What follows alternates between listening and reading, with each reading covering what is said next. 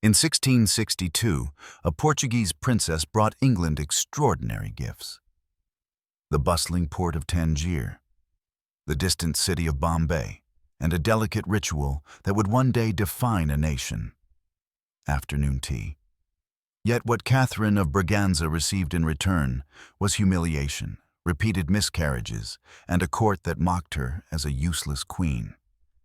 When she died in Lisbon in 1705, she left behind no heirs, no love, only a cultural legacy overshadowed by a tragedy history chose to forget.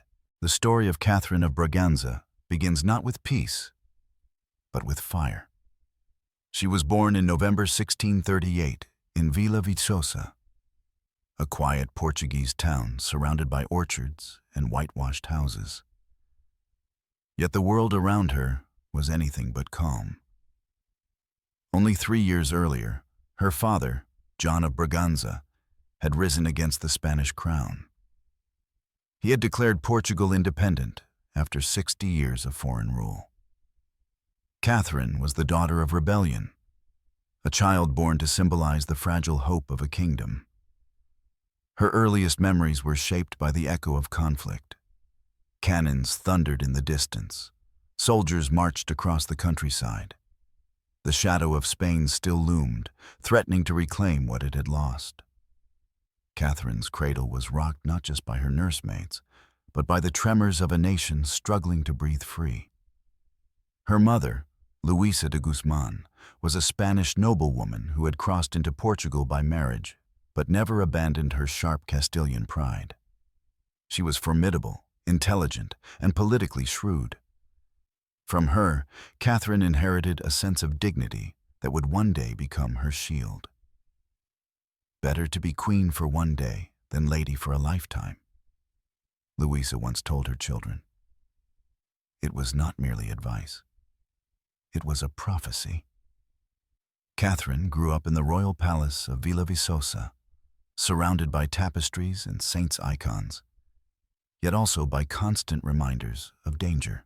The palace gardens smelled of orange blossoms, but the corridors carried whispers of war. Ambassadors came and went. Maps were unrolled on tables. Even as a child, Catherine understood that her life was never entirely her own. She was to be a symbol, a pawn, perhaps even a sacrifice. Portugal's independence was not guaranteed. Spain waged relentless campaigns, determined to crush the new Braganza dynasty. Catherine's father, now King John IV, ruled with caution but also with courage. He sent his sons to command armies. He built alliances with France, with England, with the Dutch. For his daughters, he envisioned marriages that would bind Portugal's fate to stronger nations. Catherine, quiet and devout, was already destined for such a role. Those who met her as a girl described her as pale, solemn, and unusually pious. She spent hours in the chapel, her small hands folded tightly, eyes fixed on the crucifix. While her brothers learned swordplay, she learned endurance. While they were trained for battle, she was trained for silence. In her mother's eyes, Catherine was not simply a daughter. She was a future treaty, a living contract. The 1640s and 1650s were turbulent decades. Portugal's independence hung by a thread. Every victory against Spain was followed by another invasion. Catherine's youth was marked by funerals of uncles, cousins, noblemen who had died in battle. She learned early that crowns were not golden garlands, but heavy chains forged from sacrifice. Inside the palace, her mother drilled into her a lesson. A princess is never her own.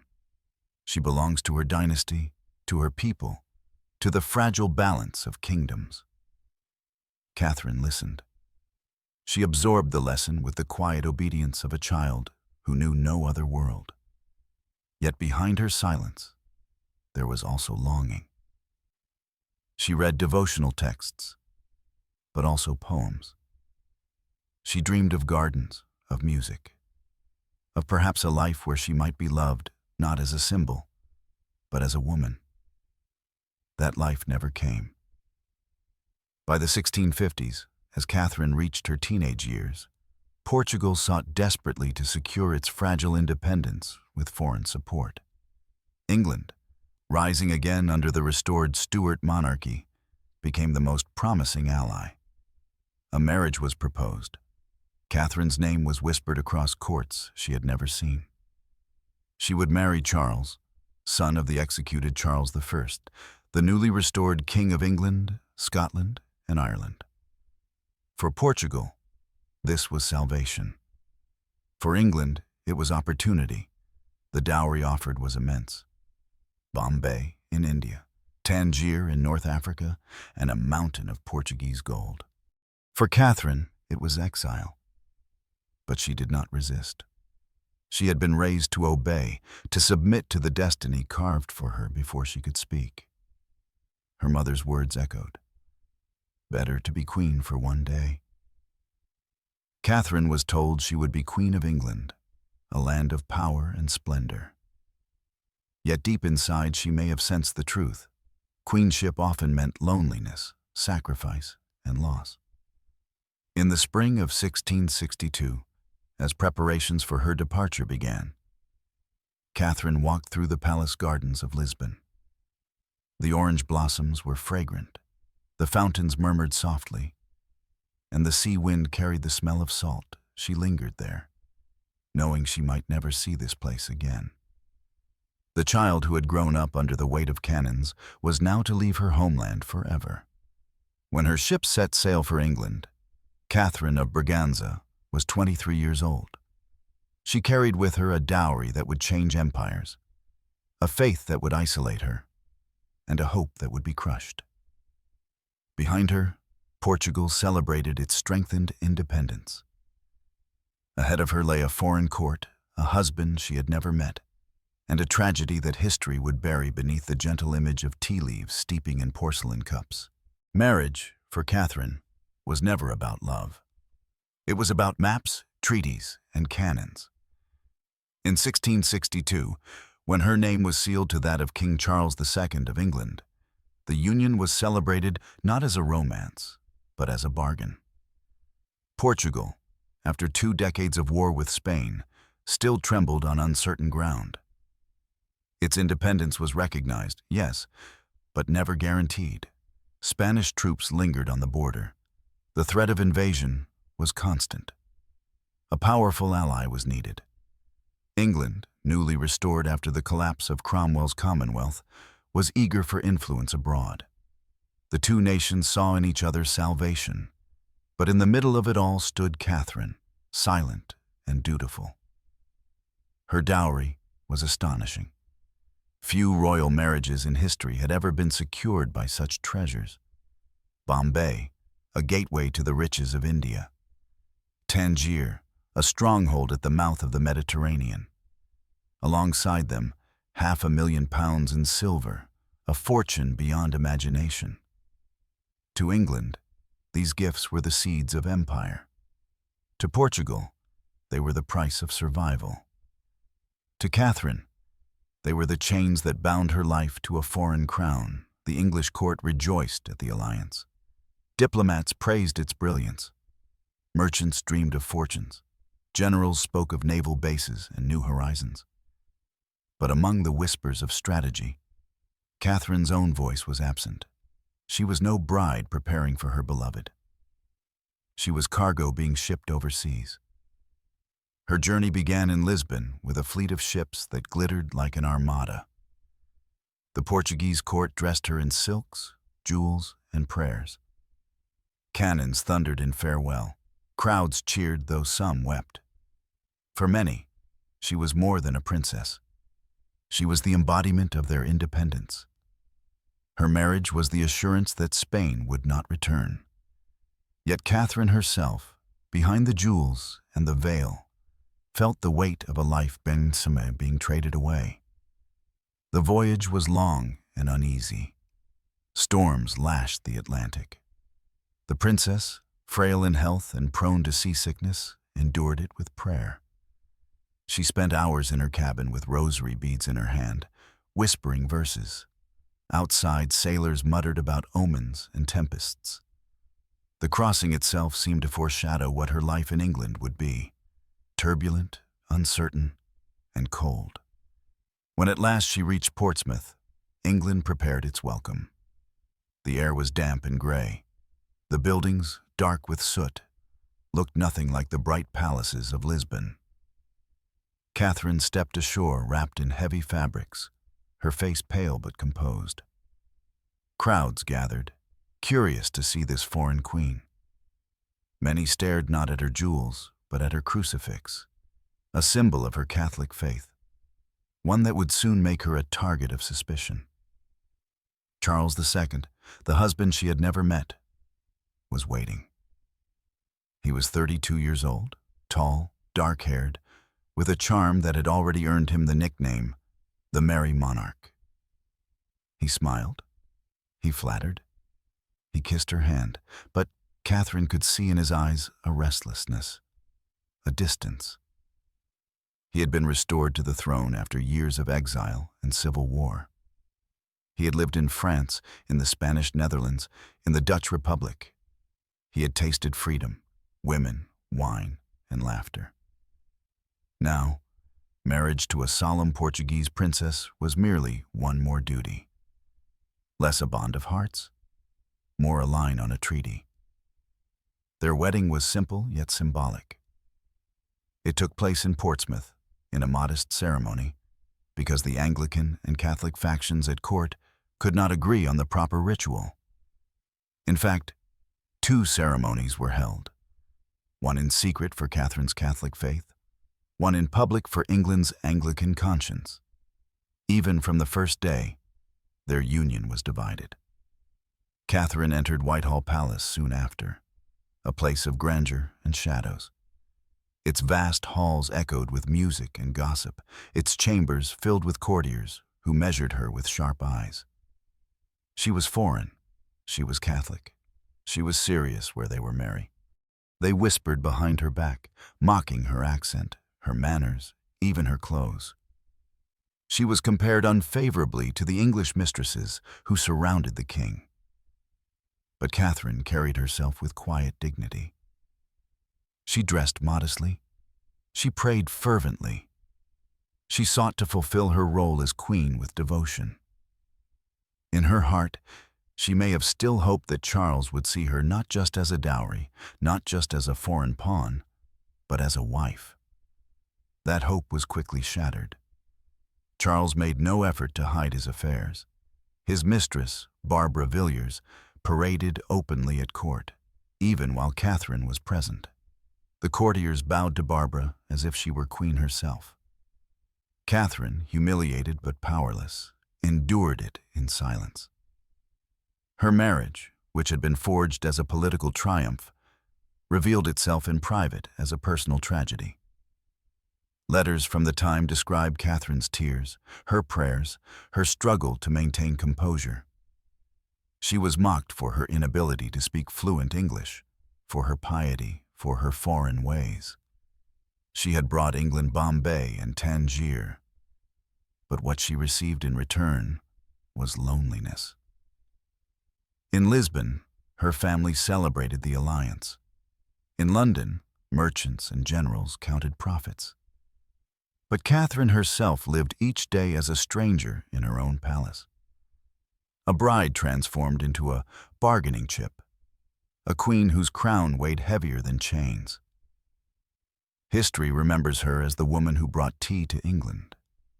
But in these early years, the taste of her life was not fragrant nor sweet. It was bitter, bitter like betrayal, bitter like exile, bitter like the silence of a woman sold as a symbol and forgotten as a person. The marriage had been signed, the dowry delivered, the treaty secured. But for Catherine, the true life of a queen was only beginning. And it was not the life she had imagined. Whitehall Palace, sprawling and labyrinthine, should have been her home. Instead, it was her cage. Every corridor echoed with laughter not meant for her. Every chamber seemed to belong to someone else. And at the center of it all stood Charles II, her husband, her king, but never her companion. Charles was everything Catherine was not. He was flamboyant, charming, endlessly social. He loved theater, music, feasting, gambling, and women. London adored him for it. After the rigid years of Puritan rule under Cromwell, Charles's court was a carnival of excess. He became known as the Merry Monarch, a king who banished sorrow with revelry. Catherine, by contrast, was quiet, devout, reserved. Raised in the austerity of a Portuguese court at war, she had little patience for frivolity. She preferred prayer to gambling, silence to gossip, duty to indulgence. In another world, her virtues might have been admired. In England, they became reasons for ridicule. Her accent was mocked. Her Catholic faith made her suspect. Her modesty was seen as coldness. Even her appearance, small, pale, delicate, was unfavorably compared to the voluptuous English courtesans who surrounded the king. She was queen, yes, but in the court's eyes, she was little more than an outsider, a foreign figure who could not compete with the glittering mistresses who vied for Charles's affection. Most cruel of all, Charles himself seemed indifferent. He did not hate her. He simply ignored her. He kept mistresses openly, paraded them before her, and even gave them apartments within the palace. Barbara Villiers, bold and manipulative, dominated the court. Later, actresses like Nell Gwynn, witty, beautiful, adored by the public, won his favor. Catherine could not fight them. She did not even try. Instead, she retreated inward. Contemporary accounts describe her spending long hours alone, weeping, praying, writing letters to her family in Portugal. She longed for comfort, for affection, for any sign that her husband might see her as more than a pawn in a political game. But the court, intoxicated by Charles's charm, mocked her tears as weakness. There are stories of evenings when Catherine sat in silence, while the king and his favorites roared with laughter over cards and wine. She, dressed in sober gowns, would excuse herself quietly, slipping back to her chambers like a shadow. Her life was a paradox. She was the most elevated woman in England, yet the most invisible. But invisibility did not protect her from cruelty. Rumors swirled constantly. She was accused of plotting with Rome. She was ridiculed for her inability to produce an heir. Her foreign servants were insulted in the streets. London pamphleteers lampooned her as a useless queen, a dull ornament on a throne that wanted sparkle. And yet, she endured. She never lashed out publicly. She never allowed her dignity to collapse before those who wished to see her broken. There is a quiet kind of courage in that. Catherine's silence was not submission. It was armor.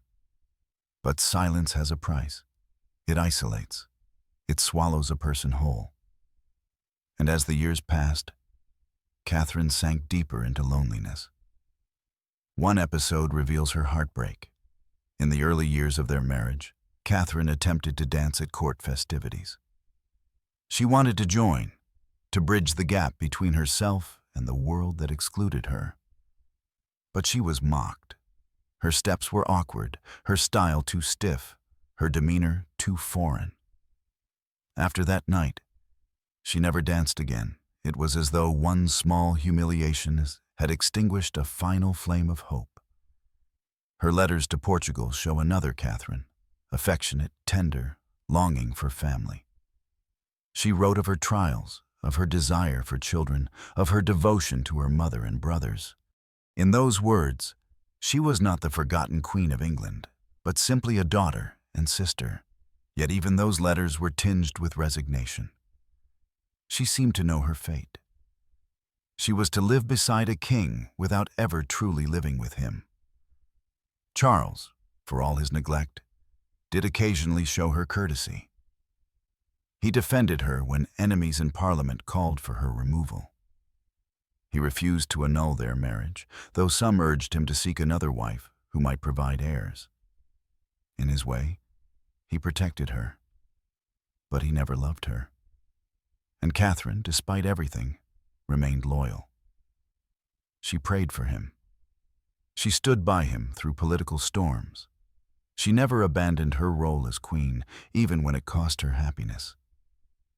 That loyalty, so quiet and steadfast, became her defining trait. But for Catherine herself, loyalty was not enough. She had dreamed, perhaps faintly, of companionship, of tenderness, of at least some warmth in her marriage. Instead, she received absence. Her life was a constant shadow play. Charles surrounded by light and laughter, Catherine watching from the margins. The Queen of England sat in gilded halls, crowned and jeweled, yet her heart was empty.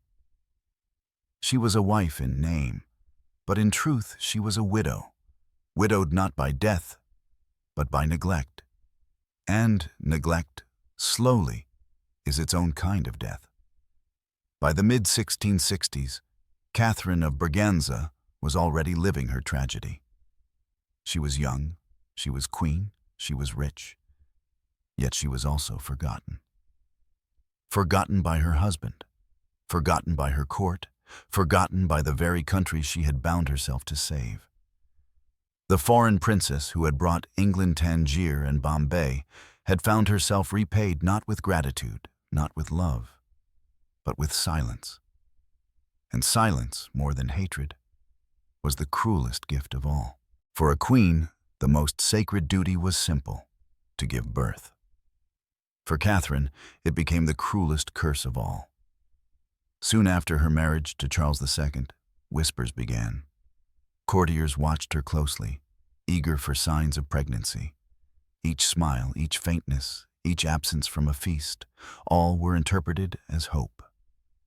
But again and again, those hopes ended in despair. Catherine conceived several times. Each time the joy was brief. Each time the palace prepared for celebration. But one after another, her pregnancies ended in miscarriage or stillbirth. Tiny lives flickered and vanished before they could draw breath. The nursery rooms remained empty. The cradle stood unused, a silent witness to her grief. For Catherine, the pain was not only physical, it was humiliation. In the 17th century, a queen's worth was measured by her womb. Without an heir, she was incomplete. Without a child, she was vulnerable. Every loss carved her dignity deeper into the dust. The court was merciless. Pamphleteers mocked her as barren. Parliamentarians muttered about annulment. Some whispered that God had cursed her for being Catholic. Others suggested she was simply too frail, too foreign, too unfit to be the mother of England's future. Meanwhile, Charles paraded his illegitimate children with shameless pride. Barbara Villiers gave him several offspring. Other mistresses followed. More than 10 children were born outside the marriage, each one a living insult to the Queen. London celebrated them, even titled some as dukes and lords. Catherine, who should have been the mother of princes, was forced to watch from the shadows as her husband's mistresses were treated like queens. The cruelty cut deeper than gossip. Barbara Villiers herself, bold and spiteful, once entered Catherine's chamber while pregnant, flaunting her swelling belly. She wanted the Queen to see what she could not provide. It was not just humiliation. It was warfare, waged with flesh and blood. Catherine endured it in silence. She wept behind closed doors. She prayed in chapels until her knees ached. She begged God for a child, for a single chance to prove her worth. But the heavens were silent. Each miscarriage became a private funeral. Each stillbirth, another wound carved into her spirit. One letter from a court observer recorded her despair. The queen sits long in solitude, her eyes red with tears, her voice trembling with prayers. She has given this realm jewels and gold, but she cannot give it an heir. It was a cruel summary, yet painfully true. The pressure was immense. At times, Charles's advisors urged him to consider divorce. They argued that England needed stability, a legitimate successor. They whispered that Catherine was expendable, a replaceable piece in the great game of dynasties. Only Charles's stubborn refusal, perhaps out of pride, perhaps out of convenience, kept her on the throne. But survival was not triumph. Catherine's position was secure, yet her soul was in ruins. She had lost not one child, but many. Each loss left her weaker, more fragile. Physicians bled her, dosed her with remedies, advised rest, but none could heal the grief that gnawed at her heart. There is a kind of suffering that words cannot fully describe. A mother without a child, a queen without an heir, a woman surrounded by laughter, yet consumed by silence. Catherine's face grew thinner. Her smiles became rarer. She carried herself with composure, but her eyes betrayed her. They held the sorrow of a woman who had touched hope too often, only to see it shatter again and again. Even her enemies began to pity her. One courtier wrote that she moves like a shadow of a queen, burdened by sorrows too heavy for her body. Another remarked that her apartment seemed more like a convent than a palace, filled with prayer books and candles instead of the laughter of children. The contrast was stark. In the king's chambers, revelry. In the queen's, mourning. He sired children in abundance, yet none bore her name. She was the rightful wife, yet history itself seemed to mock her. The cruelest commentary came from Parliament. In one biting remark, a member declared, "England has no heir from its queen, only from its king's harlots." The words spread like wildfire, burning her dignity to ash. It was as though her body itself had betrayed her. And yet, Catherine endured. She did not break. She did not lash out. She held her head high, even as her womb betrayed her, even as her enemies circled. That strength, quiet, unseen, uncelebrated, was her only shield. But shields cannot protect the heart. Inside, Catherine of Braganza carried wounds invisible, yet mortal. She had dreamed of children, of heirs, of small hands reaching for hers. Instead, she carried only silence. And silence, once again, became her prison. In the grand halls of Whitehall, Catherine sat upon her throne. But the true throne of her life, the role of mother, the hope of dynasty, remained forever empty. A queen without children, a wife without love, and now, a woman without respect. By the mid-1660s, Catherine's tragedy had become a spectacle. Whitehall Palace, with its painted ceilings and marble halls, was not only a royal residence, it was a theater. And in that theater, Catherine was cast in the cruelest role, the silent, humiliated queen. Charles II no longer pretended to hide his mistresses. Barbara Villiers, with her bold eyes and unashamed laughter, ruled the court as if she were queen herself. She swaggered through the corridors draped in jewels, mocking the Portuguese woman who sat alone in the chapel. Even Parliament joked that Lady Castlemaine, Barbara's title, had more influence over the king than Catherine ever would. The humiliation did not stop with Barbara. After her came others. The witty actress Nell Gwynn, beloved by the London crowds, called herself the Protestant whore, making jests that cut Catherine like knives. Louise de Querouaille, a French beauty, paraded in silks and perfumes while foreign ambassadors whispered about her power. One after another, they flaunted their hold over the king and, by extension, over the queen. Catherine could not fight back. She had no children to defend her position, no faction strong enough to shield her. To lash out would have been undignified. To ignore it was agony.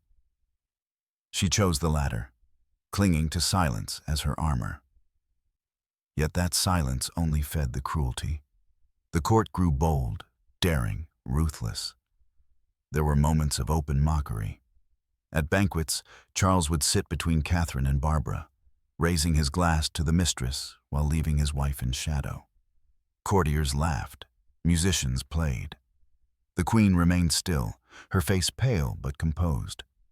She never allowed them to see her break, but her heart cracked with every toast. London, too, joined in the ridicule. Satirical pamphlets circulated, caricaturing her as the barren queen, the foreign Catholic who had brought only tea and sorrow. Street actors mimicked her accent, turning her solemn dignity into farce. Crowds roared with laughter. The more she suffered, the more they mocked. And yet, Catherine endured. She dressed with modest grace. She walked with quiet dignity. She prayed for her enemies, even as they paraded before her. Some said her silence was weakness. In truth, it was strength, the only strength left to her. One episode reveals the cruelty of her position. In 1663, a court masque was performed at Whitehall. The theme was fertility, a celebration of love and birth. Dancers dressed as nymphs cradled infants. Actors praised the fruitfulness of England. Catherine sat watching, her lap empty, her face composed. Beside her, Barbara Villiers smirked. The performance was not just art, it was insult. A staged reminder that the queen had failed. Even her own household was infiltrated. Some of her ladies-in-waiting, bribed by mistresses, carried gossip from her chambers. Servants whispered of her tears, her prayers, her fragile health. Nothing was private. Nothing was safe. Yet Catherine never abandoned her role. She continued to appear at state ceremonies, draped in jewels, her crown steady on her head. She smiled faintly when required. She stood beside Charles, even when his arm belonged to another. She played her part with grace, though the audience sneered. Her mother, Luisa de Guzman, had once told her, "Better to be queen for one day than lady for a lifetime." But Catherine had become queen for decades, and every day was a battlefield of humiliation. Some courtiers pitied her. The diarist John Evelyn wrote of her patience beyond human endurance. Others dismissed her as irrelevant, a silent figure in a play dominated by louder voices. Charles himself, though not cruel in intent, treated her with neglect that was cruelty in effect. He defended her against divorce, but never defended her against humiliation. It was a strange paradox. Catherine was queen, yet powerless. She was wife, yet loveless. She was mocked openly, yet forbidden from defending herself. Her silence became her legacy, her only weapon, her invisible crown. But silence leaves scars. It carves into the heart, deeper than words, deeper than wounds. Catherine of Braganza bore those scars quietly, hidden beneath pearls and veils. To the world, she was the pale Portuguese queen sitting still at her husband's side. To herself, she was a woman drowning in shame, mocked not for what she had done, but for what she could never be. The court loved spectacles, and Catherine became one of them. A queen turned into comedy, a marriage turned into mockery, a crown turned into a chain. And still she endured. If humiliation had been Catherine's first torment, suspicion soon became the second. For she was not only barren, she was not only mocked, She was Catholic. In Protestant England, that single word was enough to cast shadows across her life. The memory of the Reformation was still raw. The Gunpowder Plot of 1605 lingered in the national imagination. Anti-Catholic pamphlets spread fear of Rome as though it were the devil himself. And Catherine, small, foreign, pious Catherine, was the perfect target. Her rosary beads, her private chapel, her Portuguese confessors, all became evidence of supposed treachery. Every mass she attended in secret was reported in whispers. Every priest in her household was accused of plotting against the realm. Even her charity, offered quietly to the poor, was twisted into suspicion. Was this generosity or bribery from Rome? The court looked at her not as queen, but as spy. The people saw her not as mother of a nation, but as foreign infection. This paranoia reached its climax in 1678 with the infamous Popish Plot. Titus Oates, a disgraced clergyman, concocted a story of a vast Catholic conspiracy to assassinate the king and subvert England to papal rule. It was pure invention, a theater of lies. But it spread like wildfire. Panic seized the kingdom. Catholic priests were hunted down, imprisoned, executed. Streets echoed with cries of vengeance. Parliament fumed with accusations. And in the heart of it all, suspicion fell on Catherine. Rumors spread that she had poisoned Charles's wine, that she had plotted his death, that she, the barren queen, had betrayed England itself. Members of Parliament demanded her removal. Some even called for her trial, for her head. The Queen of England, already mocked as useless, now faced the specter of treason. Charles, to his credit, defended her. Though he had humiliated her for decades, he refused to sacrifice her to Parliament's rage. He declared publicly that Catherine was innocent. His voice was enough to save her crown, perhaps even her life. But the damage was done. Catherine, once merely lonely, became afraid. She moved through Whitehall as though it were enemy ground.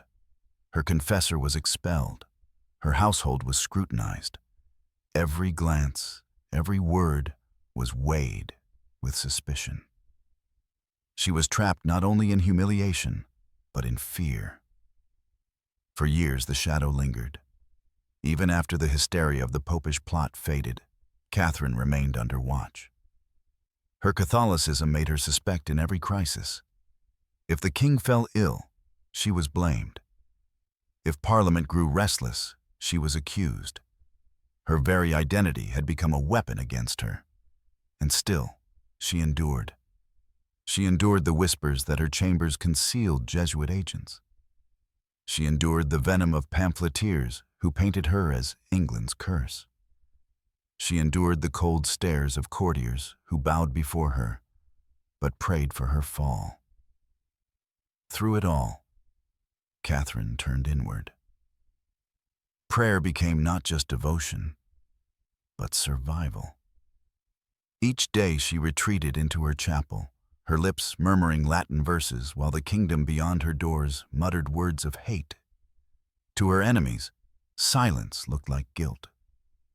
To Catherine, silence was shield. There is a cruelty in being foreign, a cruelty magnified when one is powerless. Catherine had brought with her a dowry that changed the shape of empires. Bombay, Tangier, silver, trade. Yet the people remembered none of that. They remembered only her crucifix, her accent, her inability to give England a child. History shows us that suspicion can destroy faster than swords. For Catherine, suspicion stripped away what little dignity she still possessed. She was no longer merely mocked. She was feared not for her power, but for the ghost of treachery others projected upon her. And yet, she survived. Not by strength of armies, not by wealth, but by a strange mixture of patience and circumstance. Charles refused to let her go. Parliament never had enough proof.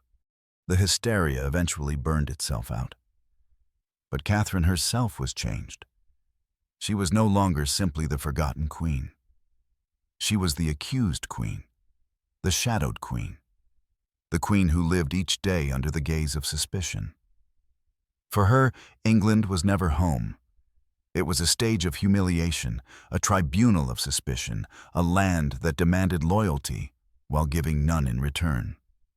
She had given her dowry, her health, her hope of children. In exchange, she received mockery, fear, and exile within her own palace walls. Catherine of Braganza survived the popish plot, but she did not escape it. The whispers never left her. They lingered in corridors, in letters, in the cold eyes of courtiers. She remained queen, but only by the mercy of a husband who ignored her in love, yet defended her in politics.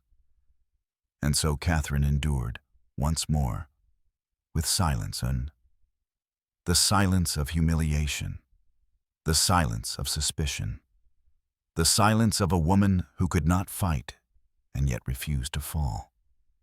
Her crown glittered still, but behind it lay a woman imprisoned not by chains, but by whispers. She wore the crown. She lived in the palace. She sat beside the king. But Catherine of Braganza was no true queen.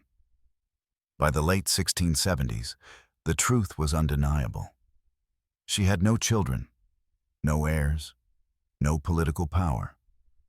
Her very presence at court had become symbolic, not in strength, but in emptiness. For centuries, queens of England had been remembered for what they gave: heirs, alliances, influence. Catherine gave only silence. She had brought tea, yes? But tea was not an heir. Tea was not security. Tea was not dynasty. It was a custom, a ritual, delicate, fragile, almost trivial in the eyes of her contemporaries. Yet that ritual became the only thing history would remember her for. A cup of tea in porcelain hands. The faint fragrance of leaves steeped in water. A queen reduced to a beverage.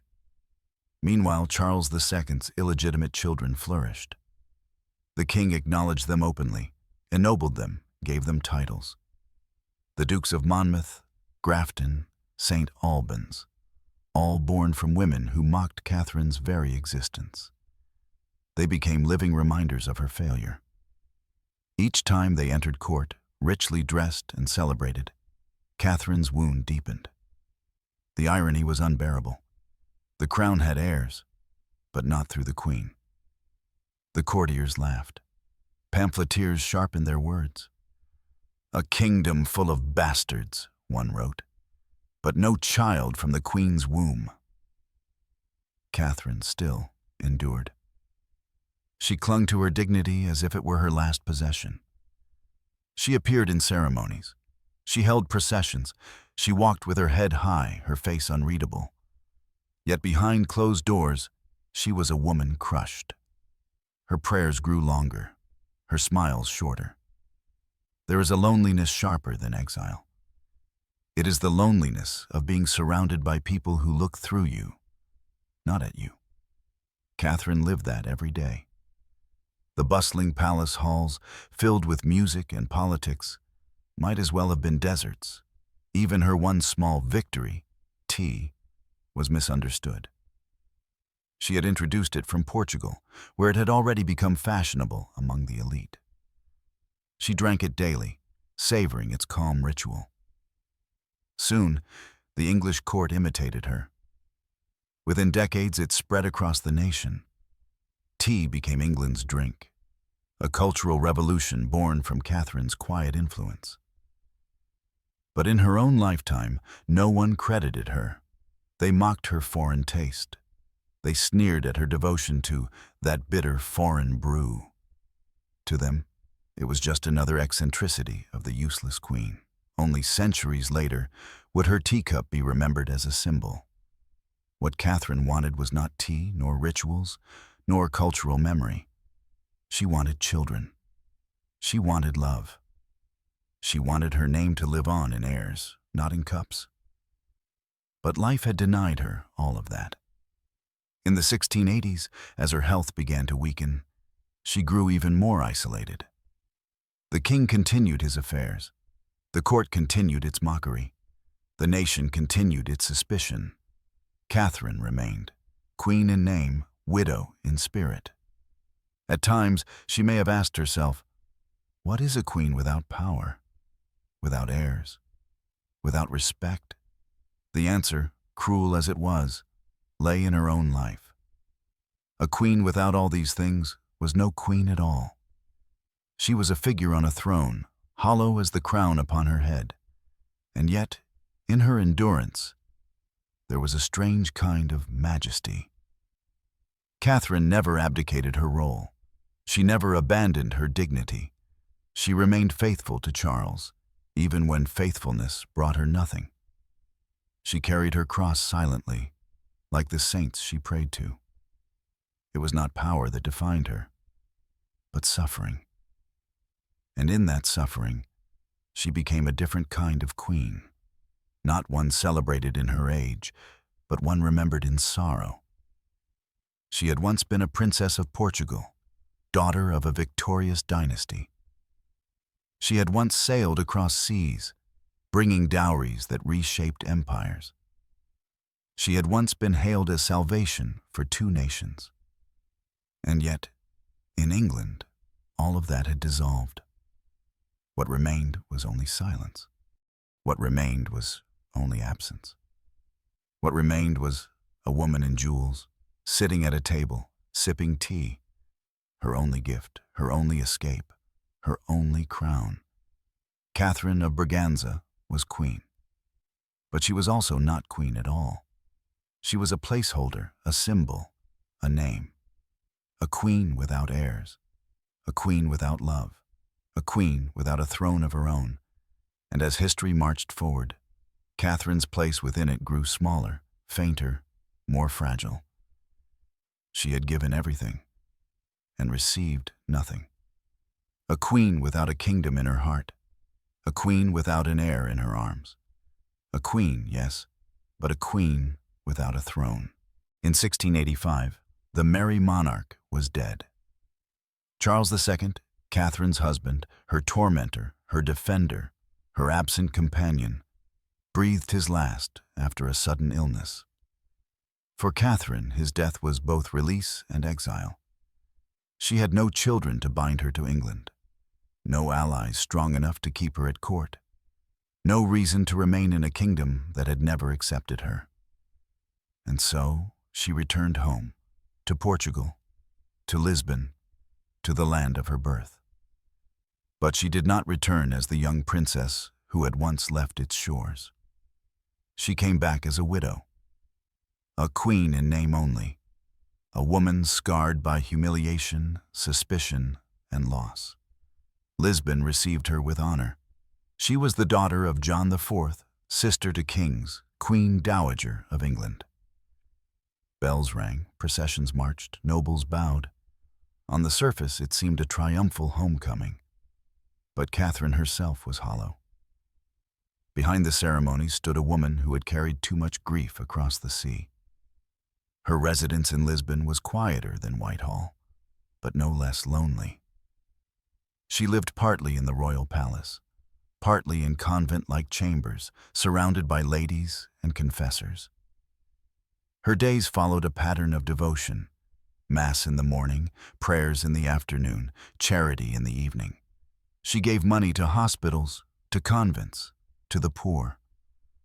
Outwardly, it was the life of a pious widow. Inwardly, it was the life of a woman trying to fill silence with ritual. The Portuguese saw her as dignified, almost saintly. But those closest to her noticed the shadows. She smiled rarely. Her health, fragile for decades, worsened. Years of miscarriages, stress, and sorrow had taken their toll. Her heart was weak. Her body trembled with fatigue. Physicians prescribed rest, tonics, air from the sea. None of it mattered. The wounds she carried were not of the body alone. In England, she had been mocked as useless. In Lisbon, she became invisible. Portugal, though respectful, had no need for her politically. She was too old to be married again, too barren to forge new alliances, too quiet to lead. She existed, honored, respected, yet sidelined. The courtyards of Lisbon were filled with light. The ocean winds brought fragrance of salt and oranges. But to Catherine it was winter, eternal winter. Her life felt like a garden stripped of blossoms. She wrote letters, sometimes to surviving English friends, sometimes to distant relatives.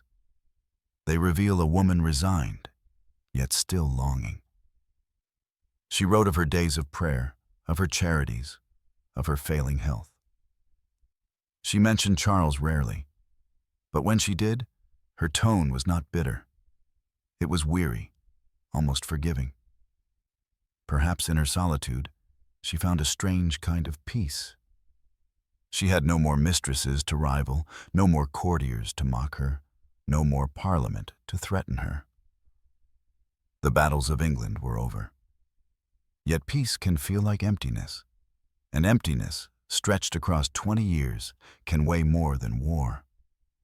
Her attendants told of her silence.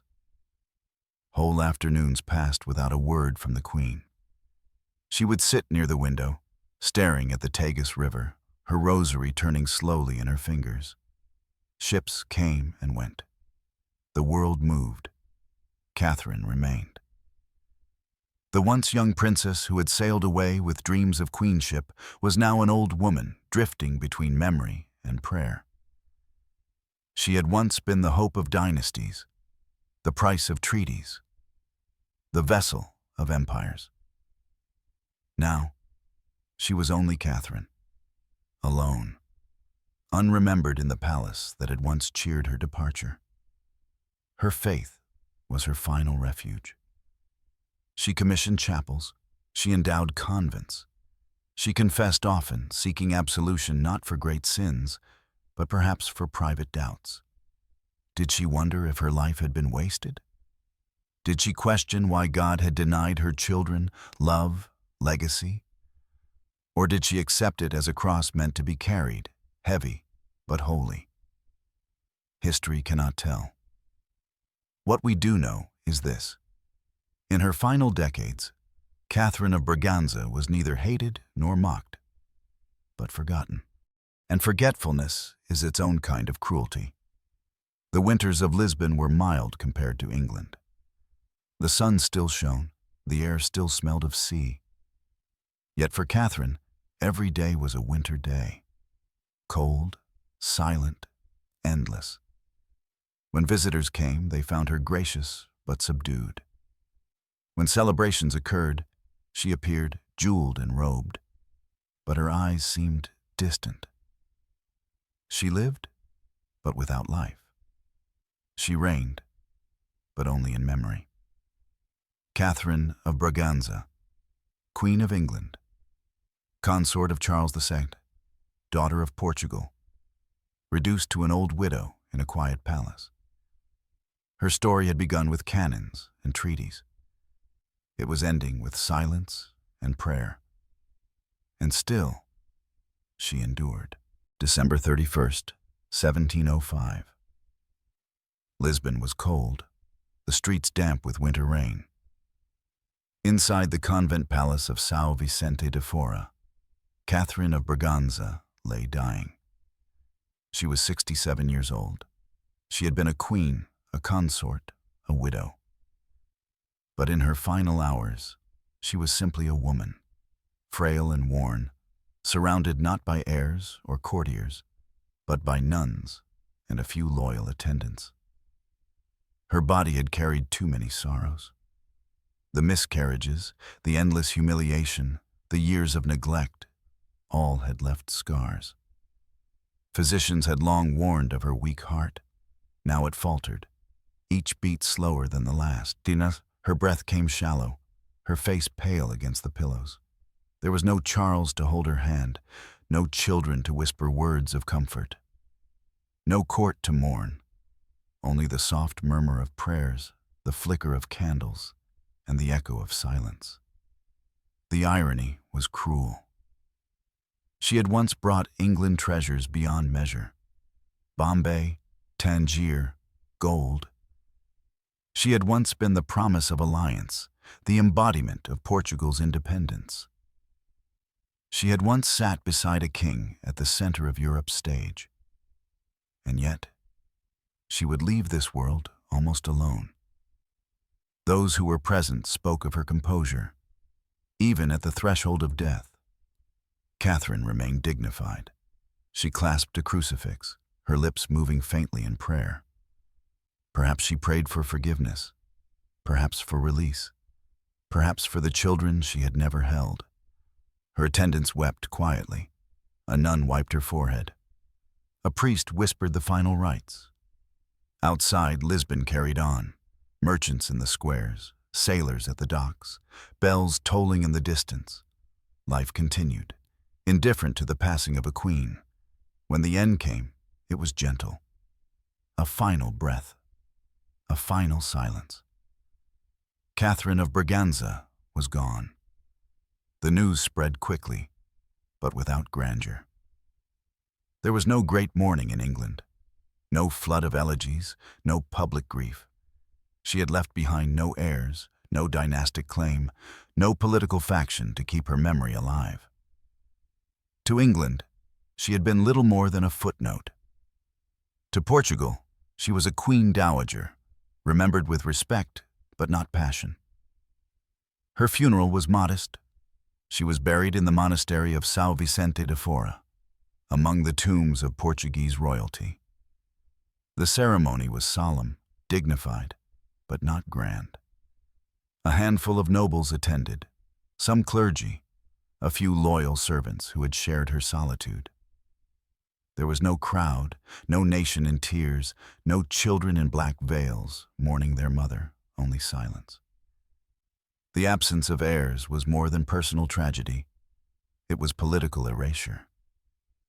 A queen without children leaves behind no dynasty to carry her memory. She becomes vulnerable to forgetfulness. Catherine's legacy, once tied to empires and treaties, now shrank to a cup of tea and a faint line in history. And yet, even in death, her story carried meaning. Catherine of Braganza embodied the cruel paradox of queenship. Elevated yet powerless, honored yet humiliated, remembered not for her life, but for her absence.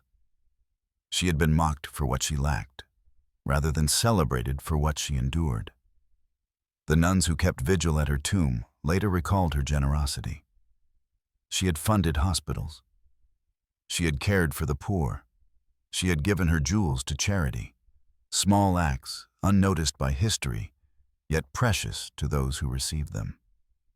To them, she was not just the barren queen of England. She was a patron, a benefactor, a soul who carried suffering with grace. But history is rarely kind to quiet lives. The chronicles of her time moved on quickly. Wars erupted, new kings rose, empires shifted. Catherine remained in her tomb, her memory fading, overshadowed by louder names. Still, there is a certain poetry in her end. Catherine had always lived in silence. Now she was buried in silence. She had always been overshadowed by others, by Charles, by his mistresses, by his children. Now she lay in the shadows of Lisbon's stone cloisters, unseen by the world.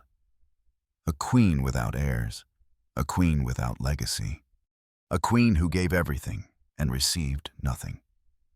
And yet, perhaps in that very emptiness lies her true story. Not of triumph, not of dynasty, but of survival. A survival that lasted through humiliation, through suspicion, through loss. Until at last, on that cold winter's day, it ended. Not in grandeur, but in peace. Catherine of Braganza died as she had lived, quiet, dignified, forgotten. What remains of Catherine of Braganza? Not heirs, not dynasties, not monuments, only fragments. A cup of tea, a faint memory, a life half remembered. In England, she is recalled less as a queen and more as a cultural footnote. The woman who made tea fashionable. The Portuguese princess who introduced a habit that would one day define an empire of merchants and colonies.